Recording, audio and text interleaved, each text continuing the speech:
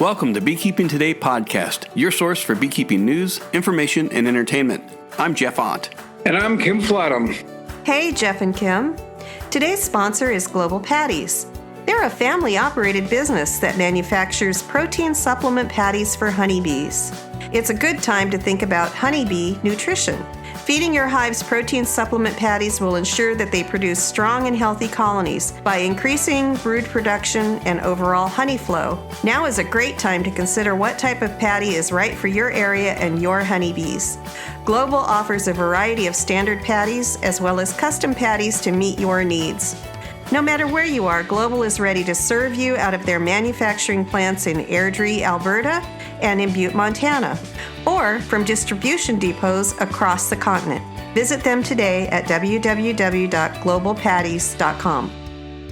Hey, Kim. Hey, it's good to be back with you here on the show.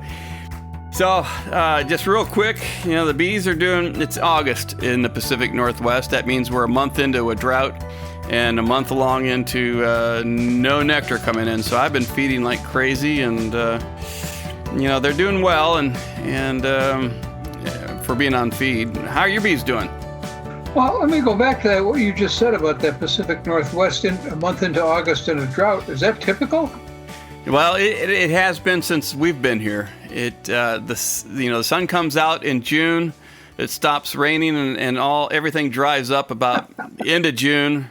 And then July, there's a little bit of moisture in the ground. Then by the time August comes around, it is just bone dry. You look at any of the satellite images of the Pacific Northwest, Olympia, they'll show how brown it gets here. It's browner than Colorado, I believe. I've been laboring under a misconception all these years. I thought it rained 11 months of the year out there, so I guess I've been wrong. Well, I'm sorry to hear that. Although 10 months. 10 months. Yeah, it's 10 months of the year. Yeah, July and August it doesn't rain. All right. I'd be happy to share. We've had more than I can deal with here, and everything is soggy and rotting. The one thing that I did do since I've talked to you last is we were running here, experiment on a couple of styrofoam hives, looking at the insulation value, and the one that I got came in a deep and a medium, or that's what I had, and they just weren't building. And then it got to the point where shipping the extra parts was going to be longer than I needed, or I'd have to go get them or something. So I just transferred them to an 8-frame wooden that I use, and the styrofoam experiment's going to have to wait to next year. However, the one at work, it says all in mediums, is doing well. And in fact, it really took off. Product of the queen, but I also think some of the insulation value had some value to it too. Well, that's interesting. I would think it would sweat a lot, but on the inside. But I'm sure it's well ventilated. And if you want to take a look at it, the webinar that Jim Tu and I do, did it, and we took it apart and took a look at it. Took a look at the inside and the parts and pieces. So if you haven't taken a look, go to the webinar and you can see it there, and it's doing gangbusters. They've harvested honey from it already, first year package. So, oh, fantastic. Well, good. Well, August so dry. A lot of beekeepers are fortunate. Maybe they're taking off some harvest. There's also a couple big conferences coming up this month. Well, there's since we are doing this in August. Are you going into September and talking about? Yeah, everything kind of blurs together. My month is just 4 weeks. It's not calendar months. Well, I'm looking at Apimondia coming up in September. Have you got another one going out there? No, it seemed to me there was another one, but maybe I'm just it's been a long week and it's only Wednesday, so I understand. Or Tuesday. See, it's even longer than I thought. The big three regional groups, EAS, HAS, and WAS, are all over. All did well, I understand, especially the WAS group out there. Yeah. Had a good meeting. EAS was over 600. I talked to Dewey Karen shortly after the meeting. He was pleased. The HAS people did well. Tammy Horn was part of that. I talked to her a little bit about that. So if you're a meeting person, there were lots to choose from, and they all did well. They all did. And, we got the big one coming up here, Apimondia. And our guest coming up is directly involved in that. Yeah, Steve Pernal, I really just got to know him earlier this year. We were at a meeting together and actually had a good talk about drones with small or deformed wing virus that he and I went back and forth for. So we're not going to talk about deformed wing virus today. We're going to talk about Apimondia, and he has a big role in this global program coming up. Well, that's great. Let's give him a call up on Zoom.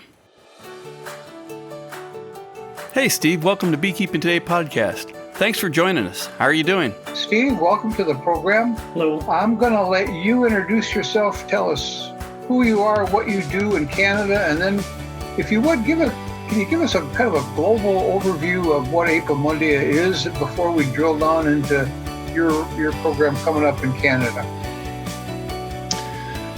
Well, for sure. Thanks, Kim.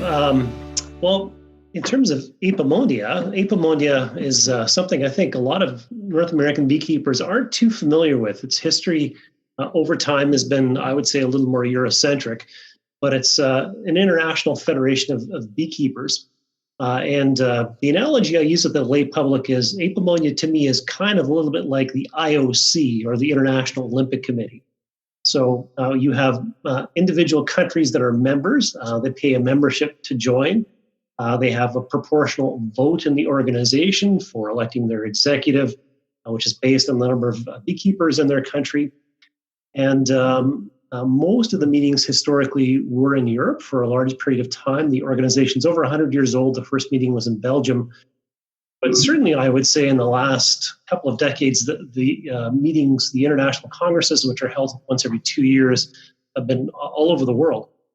So I think the organization is truly making a global reach. They have representatives on their executive that are regional from different large regional parts of the world, whether it's Asia and Oceania, North America, South America, and Europe. And it's this really, it strives to be this international forum for all beekeepers worldwide. They put on meetings in between the congresses and workshops. And really, the hallmark is the International Congress, in which people get together once every 2 years. That's the big meeting, kind of like the big Olympics, you might say. I really first got exposed to Apimondia really in 1999. I was in Vancouver at that time. I was a postdoctoral fellow at Simon Fraser University in Mark Winston's lab. And my role was pretty minor in that Apimondia. Certainly many people around me were busy, especially Mark. Ironically, Mark Winston had my job, as I do now, as the program chair.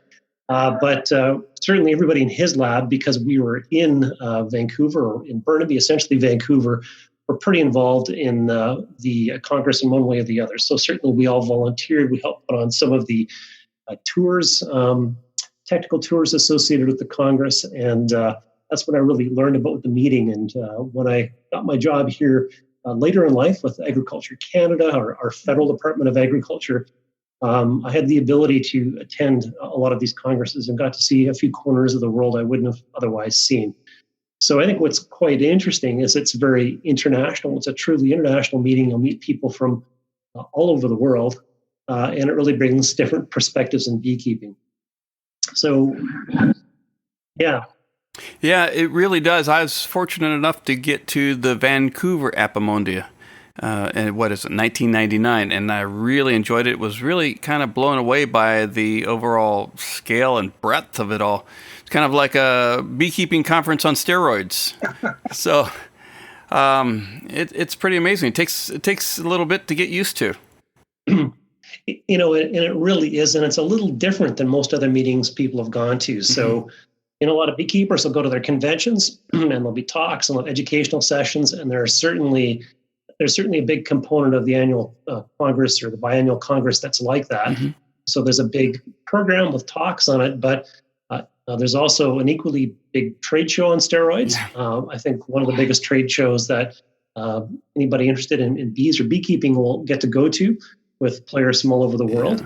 And there are also a few other unique twists. So there's also the World Beekeeping Awards, again, sort of following this Olympic theme. There's an international competition. There's typically a big honey show, which is certainly, I think, the big component, but there's also competitions for other hive products like wax. But other beekeeping related things. It could be videos on beekeeping, books, etc. So that's one element that some people are very interested in as well that you won't see in many other areas. And the program is partly scientific, partly beekeeper driven, and it follows a framework that belongs to Apimondia as an organization. So there's seven scientific commissions. So these might be some things you'd expect, like bee health or pollination and bee flora. There's apitherapy. There's a very big apitherapy following from Europe, which some beekeepers in North America are very into, but other people aren't. Bee biology, but there's also beekeeping for rural development. So in amongst this big congress, where there's lots of things going on, learning about bees and bee biology, there's this element of beekeeping for rural development, which really brings players in from the developing world, and is an element you really won't see at other meetings. Beekeeping technology and quality. So there's a whole section developed to sort of innovations and ways of improving production practices. And in this Apimondia and others, a lot of focus on honey quality, honey authentication. In our Apimondia, some sessions specifically on honey fraud. And beekeeping economy is another one of these sort of pillars of the organization, which you won't see other places, where there are sessions devoted to, as the name implies, things around beekeeping economy, production practices, world honey trade, developing markets and products. Steve, let me back up a half a step before you go further. And I don't want to overlook you. You have a major role in this program. Where are you stationed? What do you do? And how did you get involved in this meeting? Well, I work in northern Alberta. So I'm up in the Canadian prairies, and I work for our federal government in a little place called Beaverlodge, Alberta. Yeah. So that's a real place. There's a town there of about 3,000 people. And I work for Agriculture and Agri-Food Canada, which is the equivalent of USDA in the United States. Mm-hmm. So I'm a federal employee and I'm a federal scientist. And although USDA has several labs that work on honeybees, this is really the only spot in Canada where our Department of Agriculture, at least federally, works on honeybees. So I lead our federal honeybee research program up here in Beaverlodge. And people wonder why we're here. Well, the little research station I'm at has been here for 102 years now. But this area of northern Alberta is really renowned for its honey production in terms of the production per colony. We have very long days. We're fairly northerly in latitude. We have a lot of good crops, good nectar producers. It's actually a large agricultural area this far north in Canada. It's kind of unique. Historically, this is where a lot of the honey production was in Alberta, and where a lot of these high yields were. So I think that sort of was where we had one of our research areas for honeybees, and it's the only one really that survived in our federal system. So that's kind of where I work. I have a government job. I'm a government scientist working with honeybees, and I certainly network a lot with my colleagues at universities in Canada that do honeybee research, and I have a great many friends and colleagues in the U.S. as well. Wow. Is that mostly clover, or what is your primary honey crop in Beaverlodge? Yeah, historically there has been tons of clover growing up here. It's waned a bit over the years. Certainly lots of canola here now too, and alfalfa. So all those three crops are pretty major honey producers, and have been certainly a lot of the clover crops have been mainstays. This region's a bit unique in terms of production in Canada because of the production of forage seed. So some of those crops are also involved with producing great honey crops as well. So those would typically be what you'd see up here. And you mentioned that you're known for the production per hive, and what is the standard production per hive during a good summer? Well, it depends who you talk to, but what I can say with an honest face is we have a number of long-time producers here that'll do 200 pounds per hive. Nice. And that'll be a long-term average. So just to let you know, this has not been a great summer for us up here. It's been very cold and very wet. This must be, I've been here 18 years now, and I think this is the wettest summer ever. So our bees seem to be flying about 2 days a week. So when I talk to producers here, they're feeling down because their crops may be 100 pounds per hive. So which, I mean, if you're used to, near double that, that's a big hit. But in a lot of other places in the world, you'd be pretty happy with that. In Olympia, I'd be very happy with 100 pounds per colony. Yeah. So our producers, and typically across the Canadian prairies, are producing a pretty good production per colony all through the prairies. High production, and our trick is to try and get that to market. And where a lot of that's being produced in areas for a little population, so it's high volume, and how do you make a go of that, marketing it and getting a good dollar for it. Very good. Well, we haven't had the cold here in Ohio, but our bees are growing web feet because of the rain, I think. So I can empathize completely with the weather that you're having. Well, that certainly explains how you got involved in this. You are, as I understand it, the program chairman for Apimondia this year? Yeah, as I like to say, I'm part of the trifecta. So my job is I'm the apex of the pyramid, and I'm the program chair. I work very closely with two other individuals. One's Rod Scarlett. He's the executive director of the Canadian Honey Council. The Canadian Honey Council is the official host, and Rod Scarlett, loosely stated, is kind of our money man, but also involved with many other aspects of the Congress. And Pierre Giovinazzo, who is at Laval University, is our president of our executive. So he is officially in charge of everything and looks after many details. But the three of us work very closely together. We have many, many people working with us. So I worked with a large program committee that suggested changes to the program and also reviewed submitted abstracts. And as part of this whole Apimondia organization, you're working with an international Apimondia executive.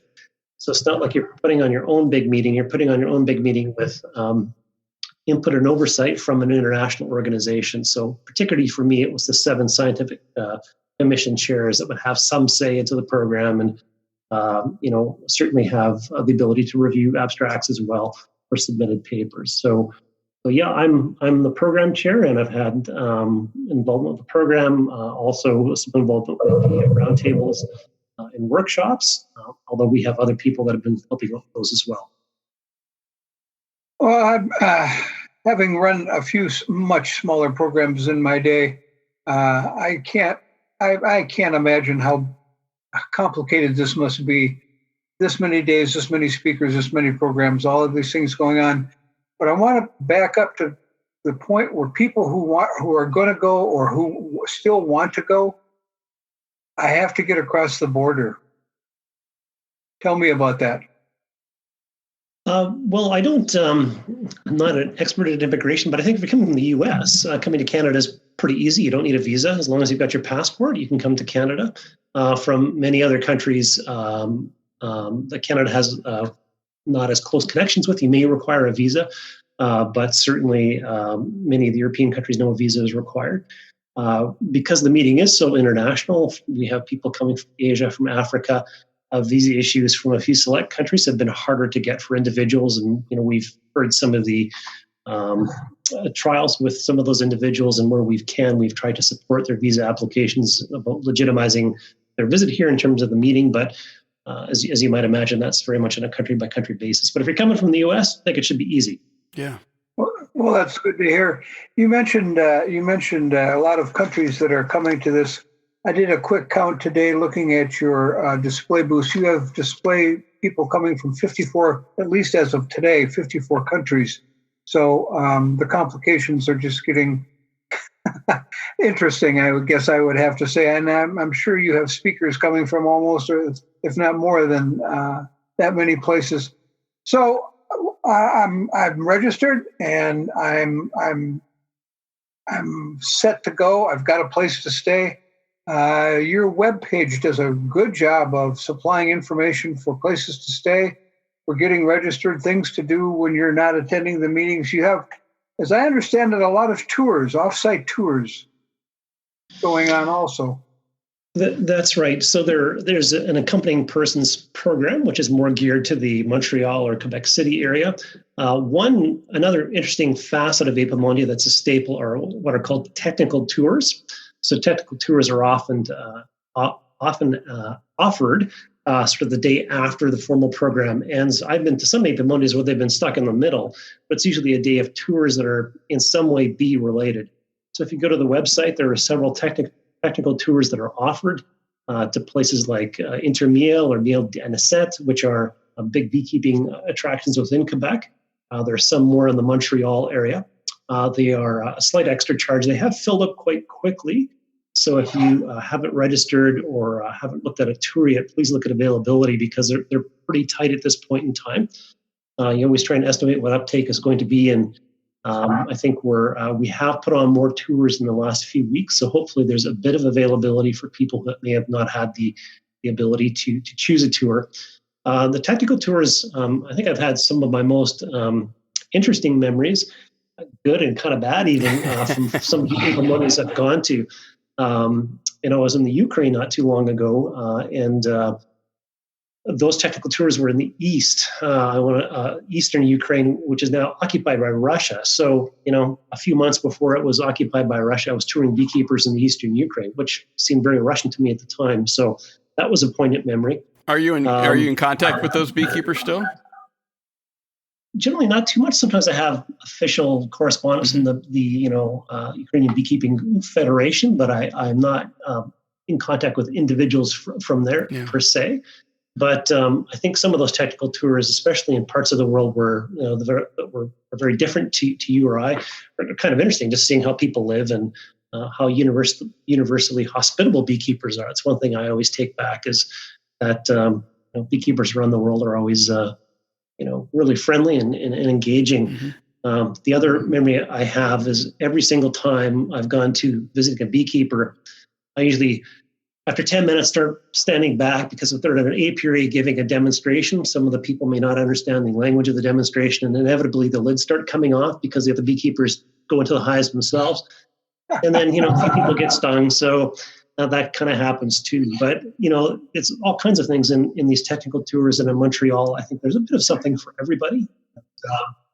Those are largely being organized by the Beekeeping Federation of Quebec or the Beekeeping Association in Quebec. So that's another unique facet of it. And if you're going up for a visit and take the time, it's great to take on a technical tour. It'll give you a bit of a flavor, so to speak, of a region or a country.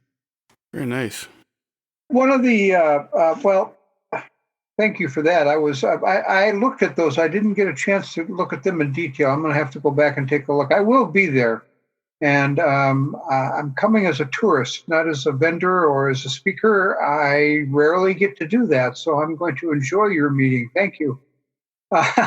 And what I want to, if you'll tell me a little bit, I took a look at your keynote speakers. Each day you have a keynote speaker who leads off the program. And of course, a couple of these we're very familiar with here in the States. Tom Seeley is going to talk about his Darwinian beekeeping, which is making the rounds in the U.S. right now. And Gene Robinson is going to talk from me to we, which the sociology or the socialism of a beehive.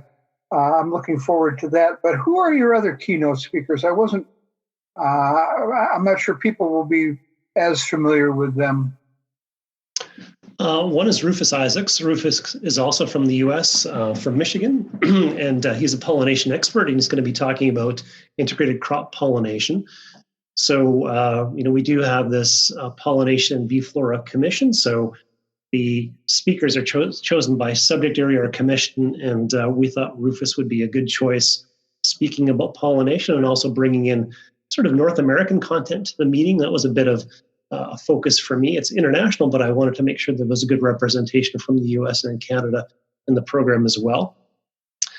So Rufus is well-versed in both in honeybee and native bee pollination and looking at his integrated pollination systems, which I hope to learn more about as well, but he certainly came well recommended to me. We also have a number of other people in that commission coming up, giving other talks. Lucas Garibaldi may be known to some people, but he's actually the commission chair. Lucas has done extensive work in pollination in South America, and also Walter Farina is coming in to give a leadoff talk. I had read Walter's work and with foraging and rewards for bees and foraging strategies for many years, and we invited him to lead one of these pollination sessions as well. So we have a good pollination-oriented talk, which I haven't seen in many of the Apimonias I've been to in a while. So I'm looking forward to that. And for kind of on the bee health front, we brought in Peter Rosenkrantz. We actually considered many people for this, and we had a couple of great people in mind that just weren't able to speak. But since we had a really good hit list of people to choose from, what I think of Peter, Peter's written extensively about Varroa. He's also a beekeeper and a researcher. Works at one of the German bee institutes in Germany, and I thought he would be a good choice because I think he can really relate to the beekeeping crowd and what they deal with when they manage their hive. So I suggested he talk about worldwide perspectives on bee health, and I would anticipate there'll be a pretty good emphasis on Varroa there, but I think he'll be very sort of tangible person to the beekeeping crowd out there. And remember, we've got a really diverse crowd, another unique feature of this meeting. So we have people like me that are kind of on the research end of things, with beekeepers from all over the world. We have people that may be interested in bees and taking the opportunity to come to Montreal to go to the meeting. So we kind of have a split of people, and I think we have to try and appeal to everybody. And I think we've got enough diversity in the program that we should be able to really appeal to a broad cross-section of people. I hope so. So those are our keynote speakers, and I think because they're all really great speakers, we've chosen to have nothing else competing against them first thing in the morning. So people can assemble in the room and take in Tom Seeley's talk or Gene Robinson's, not have to choose about where they're going, and they'll be treated to a wonderful talk that's an hour long. But for each one of the symposia blocks, we've also invited a lead-off speaker that'll speak for 30 minutes. And then there'll be in most of the symposia 6 other speakers that follow for 15 minutes each. So that's the general structure of the meeting. So all of the lead-off speakers, as I refer to them, have been recommended, and I think are all great speakers, and many of which you may recognize from the U.S., and many are from parts of the world which are only somewhat familiar to me, but become highly recommended. So I've never done any work in apitherapy, for example. So we have worked with other people that are more knowledgeable in that field and have brought to us some recommendations for speakers. So if you're interested in apitherapy, there's a number of sessions there and also a number of workshops in apitherapy. But on the whole, we had about 1,000 submitted abstracts for the Congress. And the hardest part for us was really choosing. In many cases, we had symposia that were very highly subscribed. In many cases, I knew a lot of the individual people submitting abstracts. And so there's only so many slots, and we did the best to accommodate, especially symposia that were very popular, by putting on 2 symposia. But one feature of our Apimondia that I'll maybe suggest is that I think the quality of the posters will be really high, because the vast majority easily could have become and maybe were originally submitted as papers. So I'll just give a pre-apology to all my colleagues that maybe didn't get an oral slot. There are many of you that we gladly would have given a slot to you, but I fan all of that ranking out to the program committee. I actually don't personally rank any of those abstracts. I take their results, and then we start slotting people in. So I think the quality of the submissions we have is quite high, and certainly there are very popular symposia, particularly around bee health, where we had a great many submissions. So you try and structure a program and anticipate demand, and in some cases they were very high in some of these individual symposia. Well, one of the things that I noticed, because I took a quick look at the topics that you were going to cover, and I'm already beginning to try and decide how I'm going to be in 4 places at once to listen to some of these, and that's always a trick. But I counted something like 23 or 24 different topics that you're covering them, several of them several times from different perspectives. Like pesticide problems, you've got, I think I noticed 3. You're coming at it from 3 different ways, and so there, I got to believe there's something here for absolutely every beekeeper that could want to go to this meeting. Well, I hope so. And scheduling this is, or I should say, we, the scientific program committee, really tried to look at balancing out streams. So you didn't do all of the bee health in one day at one time, for example, to spread it out, and also for people to have the ability to sort of stay in a stream if they're really interested in that. So I think there's a lot for everybody. We also made a conscious effort to inject a bit of straight beekeeping content as well. You'll notice there's 2 symposia on Canadian beekeeping. So if you're a beekeeper out there and you say, well, nuts on this sort of scientific like jazz, I don't want to go see that. Well, go to Canadian beekeeping. We have 2 symposia that we bring in commercial beekeepers from across the country, and they talk about their operation. So it's directly applicable to hands-on as well. But I think everybody will see things they like. The other aspect of it is we have roundtables. So roundtables, if you're maybe get your fill of sitting through other people talking to you, the roundtables are more interactive. They'll maybe have a beginning session where you have a few guests that talk very briefly, but the rest of the time slot is open up to more of a discussion with the audience. And those topics are, ones that are pretty prominent in the news right now. That could be on things like pesticides and bees.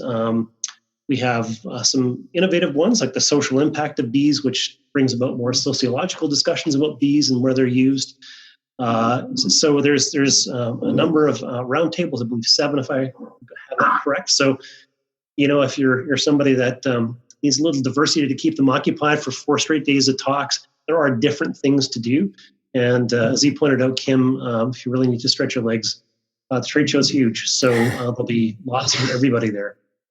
Well, one of the 2 of the topics that I looked at, we have to be careful here. Many of us tend to get isolated, and we don't get a global perspective on issues that are affecting beekeepers everywhere. We just look at our own backyard or our own county group or our own state. And 2 of those, I think, that I am particularly interested in are honey adulteration. You have a roundtable on that, and then other discussions. And the other one is residues and honeybee products. Those 2 things are, correct me if I'm wrong here, they're being overlooked. The adulteration problem is discussed and it's sort of grandstanded, and it's everything that comes from that country is adulterated. That's kind of the message that we get, and I know that's not true, but we need to know more about how that is working and what it's doing to our markets and how to prevent it. And I hope you're going to address that. Yeah, and a lot of that actually will happen on the first full day of the Congress. So on the Monday, we have a symposium on the detection and prevention of honey fraud. We have a roundtable on honey adulteration that immediately follows it. So those are 2 big program blocks that really go to the heart of a lot of what you're going to be speaking about. Norberto Garcia is the president of the Beekeeping Economy Commission, and he has much interest in this subject. He internationally speaks on this issue. And there's, much talk internationally about sort of, what is the standard the world should use or trading partners should use to detect residues in hive products, but also for the detection of adulteration. So a number of the sessions that you pointed out, I think will go to the heart of that. Certainly at this meeting there are representatives of the leading countries in the world that have institutes where they're doing honey quality work and honey authenticity work. So you've got really good players at this meeting that can address a lot of those questions. So I suspect there'll be great discussion around those topics, and they are very relevant. I know in terms of marketing, if world traders can authenticate their honey by a standard that's recognized by other trading partners, I think that's one place many traders would like to see the world to go. And you're going to have the people around the table here that certainly can speak to that to a great extent. So I think right off the hop, that's going to be a widely subscribed set of symposia. And also on the same day, we have bees and pesticides. So with two competing streams, I think that'll be very popular. But there's, as we say, something a bit for everybody in the program. Both of those tend to be hot topics, but I guess the term is there's not a lot of good information available to the regular beekeeper, and I hope to be introduced to some of the resources that have more information so that we can share that. Looking at the rest of the symposiums, you've got one of them. It really piqued my interest. You've got one on citizen science. And that seems to be a growing activity for not only beekeepers, but people interested in bees and pollinators and all of the rest. Yeah, and ironically, it's also on Monday. So Monday, you'll really have to split yourself up into too many pieces. But citizen science has been a bit of a movement, I would say, in recent years, in engaging the public in data collection and doing these meta-analysis of whatever sort of data people are collecting. So how do we involve the lay public? How do we involve the beekeepers to a great extent in the collection of data in our projects? So we have a number of speakers that are going to be talking about examples of citizen science and bees. There are many examples of how that can really bring enough data to the fore to draw, I think, area-wide trends and really help scientists and other researchers do studies that they just couldn't do otherwise. So I think that'll be an interesting session as well, and we'll have people talking from different parts of the world on projects they've done. Well, a well-educated citizen scientist is certainly can be a valuable asset to a lot of the research that's going on. So maybe you can draft some of us beekeepers to go to work for you down here. That would probably be beneficial to all of us. The other thing that I looked at were some of the, I don't want to say controversial, but certainly topics that people discuss a lot. I'm going to throw out the obvious one: treatment-free beekeeping, and other income sources for beekeepers. Two very different topics, but two of them that beekeepers need to know a lot more about. Yeah, and treatment-free beekeeping has garnered a fairly large following. I don't think it's what most of our commercial industry really follows because of current management practices, but there certainly is a segment of the industry that is looking to be treatment-free or treatment-reduced or organic. Certainly in my circles, at least, a lot of the people entering beekeeping or at the hobbyist level are super interested in treatment-free beekeeping. So it'll be interesting to see what people's definition of treatment-free really is. Yes. And realistically, how treatment-free beekeeping can manage pests and diseases.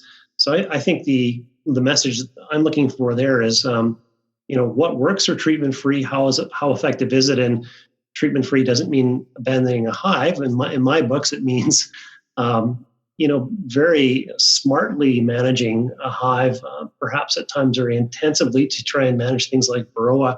But what works for people in different parts of the world, and what is a success for treatment-free, and what are people's definitions of that? And that may be very regionally dependent as well. I think the definition of treatment-free would have to come first, because there's nothing that'll start an argument faster in a beekeeping meeting is two or three people talking about treatment-free beekeeping and just kind of stand back and watch the sparks fly. I mean, it'd be an interesting discussion at Apimondia at that level. One of the symposiums you got is it's called Technical Innovations, and there wasn't enough detail there for me to discern. Are you bringing in people who are like the broodminder people and Dr. Jerry Bromanshank and those that are doing some of the technical advances? I think they would be. I don't think Jerry is speaking specifically in that session, but people that have different ways of managing hives, or that actually have inventions in which they are somehow changing the way in which beekeeping is done. So they can be innovations in terms of equipment development or management. So I think some of the more techie things will be in there. I don't have a detailed breakdown in front of my face here, but certainly would be more along the avenue of beekeeping inventions and innovations to the way we keep bees currently. So that's I think what that symposium would highlight. Okay. All right. Well, that's one I'll have to get. Don't tell me that's on Monday too, right? No, that's not on Monday. No. That would have been one too many, I think, that day I have to worry about. Well, you mentioned earlier, and one of the things that draws a lot of people to this is an international honey show. And if you are competing with not only the guy down the street or the guy across the state, but you're competing with people from other countries. And I took a quick look at the rules, and they're pretty predictable. They're in most ways similar to the rules that we use in the United States. But I didn't get far enough in them. There's the other set of rules that people use, I want to say the Welsh beekeeping from the UK that's used in the UK a lot. But Apimondia is pretty much strictly the same set of rules that's used in the US, just so people are aware of that. Is that correct? Generally, again, in Apimondia, we work with the parent organization, to sort of say. So the rules for the World Beekeeping Awards really are governed by the international organization. So when you're putting on these meetings, there's always this sort of dance with who takes responsibility for what. So locally, we certainly have a lot of responsibility for the World Beekeeping Awards. Those rules, and particularly for the honey show, are laid down by the international organization. They have changed. I think I would broadly characterize them this way. So lots of beekeepers have probably gone on honey shows, and you probably have very standard criteria about color and taste and clarity and quality of the product, moisture content, how it looks, everything. The other part that's tied up in this particular competition is detection of fraud. There has been, I'll just say, a lot of controversy at some of the previous World Beekeeping Awards, particularly the one in Turkey. And that has partly had to do with honey fraud in adulteration of honey products in the show, which I was quite surprised to learn. Yes. One large discussion we had this time around is initially locally, we were being pushed to have a very early deadline on the submission of honey for the honey show, which we in Canada felt was way too early to get anybody's 2019 product into the show for this year. We negotiated that as best we could, but I think I should point out the reason it is in there, and I believe the deadline was in late July, was because all of those entries are actually screened by NMR. And the labs in Sweetwater are actually in the US have tested them for authenticity and detection of any adulteration. So to be very, very careful about any entrance having honey, which is either contaminated or adulterated. The International Organization of Apimondia has taken these very strict steps, which you normally wouldn't see at a local honey show. And if your product is clean and looks and tests to be honey, then go on to the steps where we'd have the more traditional honey judging. And again, there are honey judges from around the world that come to this Apimondia. They've got years of experience. And we do have that led by a group out of the UK that's actually done a lot of this judging in the past. But it's very tightly controlled. The submissions will all have to have been submitted by now. You can't walk in with a jar of honey and enter it now. It's too late. And they've been held in a secure environment. And one sample will go for that local testing, and one sample has been sent for adulteration testing as well. So there are a lot of protocols around there. We thought the number of entrants would be quite low this year because of that, but we seem to have a healthy number. I don't have the numbers off my fingertips, but a few hundred entrants as well. And it's kind of a neat area if you've never seen it before. There's a really nice display area. Typically, you see all the honey show samples displayed quite nicely along with the wax products, and then some of the beekeeping innovations and books in that World Beekeeping Award. So I think what Apimondia does provide is world bragging rights for your honey. So there definitely is interest in entering the show and perhaps being a world award winner in a certain class and marketing your honey with that distinction. A brave new world in honey judging. I was thinking about the. I'm glad you clarified that the honey needs to already be there and be sampled and tested, because I couldn't imagine if I was competing in the honey show, trying to transport my 3 jars of honey through security and trying to keep the air pocket bubbles out of it and keeping the glass clean and how the logistics of making it right at the time of the show would deal with all the travel. But if it's there in place and settled, I think you pretty much have everything squared away by that point. Definitely impressive. I'm going to have to make a point to see the display area, but judging for fraud, that is interesting. Be on your toes, guys. The other, of course, the last one, or not the last, but the other thing that you mentioned was Expo, your vendor area, your sellers of bee stuff. Like I said, I did a quick count. I've done meetings with 40 or 45 vendors, which was a headache and a half. You've got 205 booths with people from 54 countries displaying what it is that they have to sell. And the one, I don't know, maybe if you can address just a little bit, the entire continent of Africa is one displayer. They've got 11 booths, at least 11, maybe a dozen. But that was an interesting approach. I thought it was probably a good thing to do for that larger group of people rather than 20 or 30 smaller booths. It's just one continental display. As way of disclaimer, I'm not the trade show guy for this meeting. Actually, Rod Scarlett is, but I've been close enough to the action to sort of see how this is developed. And in some cases, you have had a major broker from a region, and that may be true of Africa, that has brought together individual players and has bought a group of trade show booths in bulk. And then those regional players will deal with that company, and we'll deal with the company as an entity. That has been true of some of the Chinese exhibitors as well. So they okay. That's a smart way of doing it. Bought a bulk of booths, and then individually have dealt with, in the case of China, a number of companies that are coming over. But the Montreal Trade and Convention Center, much like I'm sure a lot of the trade convention centers in the U.S., is well equipped for a big trade show. Fortunately, the airport's pretty close to Montreal, downtown Montreal, and at least by big city standards, and exhibitors can clear customs right actually in the Congress Center. So they're well sort of set up for international trade and these large international shows. But there'll be definitely a regional flavor, definitely blocks of booths from certain regions like Africa or China.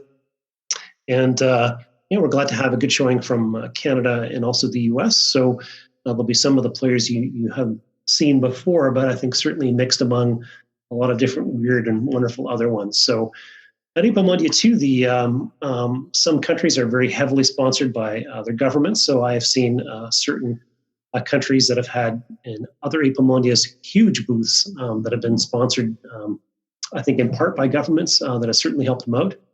Canada is not like that. So I'm pleased to say we will have a very, very modest Government of Canada booth, but a lot of our other individual companies are there on their own accord, just like I'm sure as is in the case of the US. So sometimes the entire Apimondia congresses are very heavily sponsored by governments in certain countries that see this meeting as a very important sort of flag-waving event. And my perception was that was true in Turkey, for example, and in Canada, it's really the product of the beekeepers in Canada and their organizations and other people like myself that have volunteered time. So it all depends where you go and what part of the world you're in, and you sort of have a very different flavor of the Congress. And we're hoping we'll get good participation from our local Canadian beekeepers and those of the U.S., but it'll be a big mix. Yeah.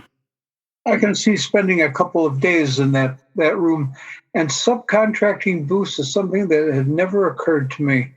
Kind of a neat idea, actually. It takes of the load off from your people and gives it to people who actually really understand the people that they're working with. So, interesting concept. Well, I look forward to being in the vendor area. Expo, you call it. That's I call it the vendor area. So it was called the AP Expo. That's right. Yeah. You also mentioned one of the things that I noticed when I was going to go back to the honey show for a moment, and in different parts of the world, liquid honey has different names, and we just call it liquid honey, and you call it, or Apimondia calls it run honey, and then set honey, which of course is liquid and solid honey. So I guess what I'm just bringing up is for people who are looking at the rules so that they understand what it is that they're talking about. When you say run honey, that's almost a bad thing. In a lot of honey shows, if it's runny, it's too thin and you harvested it too soon, and you don't want to look at it that way. But they also have specialty honeys and mead, beeswax displays. I'm kind of interested in the displays where you set up all manner of products, and not only each product has to be the best there is, but the products have to be together a work of art. I've seen those in other countries, and they done nice. They make the display look nice. What have we missed? Well, I think we've talked about most things. I didn't talk too much about workshops. So if there's another aspiring person out there that wants to organize the next Apimondia as the program chair, I'll just say I wasn't given a book on how to do this. And I sort of did the best job I could in consultation with my Apimondia Scientific Commission colleagues. And we also tried to do a few things. We couldn't radically depart, I think, from the overall template of how an Apimondia sort of operates. But we did do a few things that I think bring a little more local content. And other Apimondias have sometimes had workshops, but I think we've got a few more. So if we look at the program a little more weighted towards the evenings, but not exclusively, we do have some workshops. These have a limited capacity, and truthfully, if you're looking at getting into what they're probably largely sold out at this point, this close to the meeting. Some deal with apitherapy, so there's 3 specifically on different apitherapy concepts. We do have other ones that are really almost a little more geared for the public. We have one called Bees in the City, Biology, Regulations, and Thinking Big, so it's really geared for urban beekeeping. We have a series that are more technically on honey. That's run by Raffaele D'Olio in Italy, which is honey sensory analysis and honey things like honey defects. And we also, well, generally that's most of it there. There's also beekeeping development workshops on finding funding for beekeeping development projects, for example, or how to create a successful beekeeping development project. So they're streamed slightly differently. We thought some of these would be very popular, and the honey technical sort of ones on sensory analysis and honey crystallization, et cetera, did have a lot of uptake. But some of the criticism we got back from our international partners in Apimondia was that we didn't have enough capacity, but we're taking a bit of a gamble putting them on at all. And I think what people forget is they're led by people. This is a workshop. It's not like you're talking to an audience, which could be 200 or 1,000 people. You have to do something. You have to do a workshop. So you're somewhat constrained in how large a crowd you can have. Some of these are 50, some of them are 100 people, some are slightly larger. So that's a different nuance on the meeting. And I think people interested in those things, I think it's a really great opportunity to get a little more hands-on with some very specialized people there. So we have the symposia, we have the workshops, we have roundtables as part of the regular program. As we mentioned, we have the Expo with the World Beekeeping Awards. And tours, as I started talking about earlier, certainly the technical tours. And if you're more adventurous and want to spend more time in Montreal or Canada, there are also pre-Congress tours. I know there are beekeeping groups that on their own or perhaps touring Southern Ontario the week before the Apimondia meeting. So for some beekeepers, Apimondia is a big highlight every 2 years. They'll want to see a lot of the country and they may organize a tour. Steve, how many people are you expecting to show up for this party? Well, we're crossing our fingers. We hope to get as many as 5,000 people. I think tomorrow I have an important meeting where we'll actually learn more about the registrations. I think a lot have been kind of late in the day. We've had the speakers register and the people that are super keen register early on. So a couple of months ago, we already had over 3,000 register. Wow. So we're hoping we'll get as many as 5,000. But if I was a betting man, I would say we'll get over 4,000 for sure, which is, I think, typical of a lot of Apimondia. Some of the larger ones I've been to, the one in Avignon, I think, was in the order of 10,000 people. The last one in Istanbul, there are numbers and there are numbers. So I was told there was in the order of 13,000 people at that meeting, but it really didn't feel that way. And in fairness, if you count exhibitors, if you count one-day passes, and my perception at least was there may have been a lot of sponsorship of beekeeping groups in Turkey. So you may have been in for a day or out for a day. So anyways, I think it's in the ballpark of a lot of Apimondias around the world. And I think we'll have success at that level. But if you're thinking about coming, please come. You can register at the door. And even if you have a spouse comes that is not super into beekeeping, Montreal's a pretty fun city. So we're right downtown. We're really right on the border of Old Montreal, which looks like a little bit of Europe here in Montreal, as well as Chinatown. So Montreal is a pretty easy city to get around in, and it's a pretty fun city. So I think it's got something for everybody. And if you want to spend an evening doing something fun in Montreal, there's lots of opportunities. So that sounds real good. Sounds like it's going to be a good time. I look forward to it. Yeah, you guys will have a great trip. If you see me, Steve, wave, but I won't try and look you up. I'm sure you'll be moving at about light speed for the whole week, just fighting fires and taking care of business. But I hope you have a good time. I hope the turnout's good. Well, thank you. I hope so as well. And I'll look forward to seeing you there, whether we wave or talk. There you go. And welcome all of our American friends, and hope everybody chooses to come to Montreal. All right. Thanks, Steve, for joining us today on Beekeeping Today podcast. Appreciate you being here. You're welcome. Thank you very much. Good to see you again, Steve. Thanks. Thank you. Well, Steve was interesting. I have to be honest, I wouldn't want his job. I think that would he looked pretty healthy and happy to be pulling together a program like that. Yep. Actually, I wouldn't mind trying that. I've done a few EAS meetings and certainly Ohio State beekeepers, and that's a notch up. I'm probably never going to get the chance, and that's probably not a bad thing. But I look at it as being it would be a good challenge to do. But it sounds like it's going to be a good meeting. They've done a good job getting ready.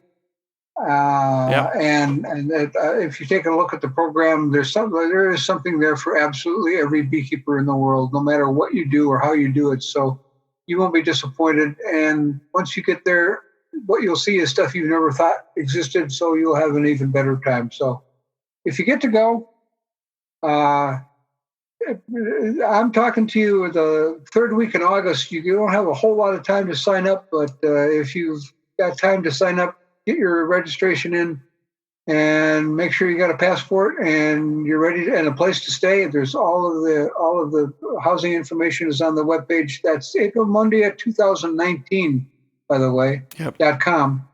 So you can get the program, you can get registration, and you can get housing information. So I'm sorry I won't see you there, Jeff. Yeah, but, I'm sorry to not be there too. I was going to say that if you're on if you have an enhanced driver's license, you can drive into Canada. It won't get you through the airports, but if you have an enhanced driving driver's license and you drive, you can get into Canada. The passport if you fly. So just another thing to keep in mind. Okay. Well, that about wraps it up, Kim. I think so. It was a good time. I like talking to Steve again. Yeah, it was good. All right. Well, wait. Before we go, you just celebrated a birthday, and we let that get by you. Well, happy birthday! I just officially welcome you to another age, I guess, and on Beekeeping Today podcast. Another circle around the sun. Another notch in the belt or something. Something. Yeah. One more. All right. Yeah, it was okay. It was a quiet day. After about 50 birthdays, it kind of all begin to look the same. And I passed 50 way long time ago. So. No, understand. Yes, same here. All right, so let's not go down that drain. So before we go much further, I want to thank Steve Pernal of the Apimondia Montreal 2019 for joining us today on the show. And I also want to encourage our listeners to rate us 5 stars on Apple Podcasts or wherever you download or stream the show. Your vote helps other beekeepers find us quicker. We want to thank this episode's sponsor, Global Patties. Check them out at www.globalpatties.com. And while you're there, thank them for supporting Beekeeping Today podcast. We really appreciate that, and they do too. And finally, we want to thank you, the Beekeeping Today podcast listener, for joining us on today's show. Feel free to send us comments or questions at beekeepingtodaypodcast.com. We'd love to hear from you. In fact, we heard from somebody this last week, and they're wanting us to review some books and post some of our favorite beekeeping books. So look for that in the future. I think that's a great idea. Anything else you want to mention before we sign off, Kim? Oh, I just wanted to mention the book reviews that we're going to be doing, but you already done that. So look forward to new books and old books reviewed. Yeah, it'll be fun. Looking forward to it. All right, Kim. Well, we'll catch you in the next episode. Thanks a lot. Take it easy, Jeff. Bye-bye.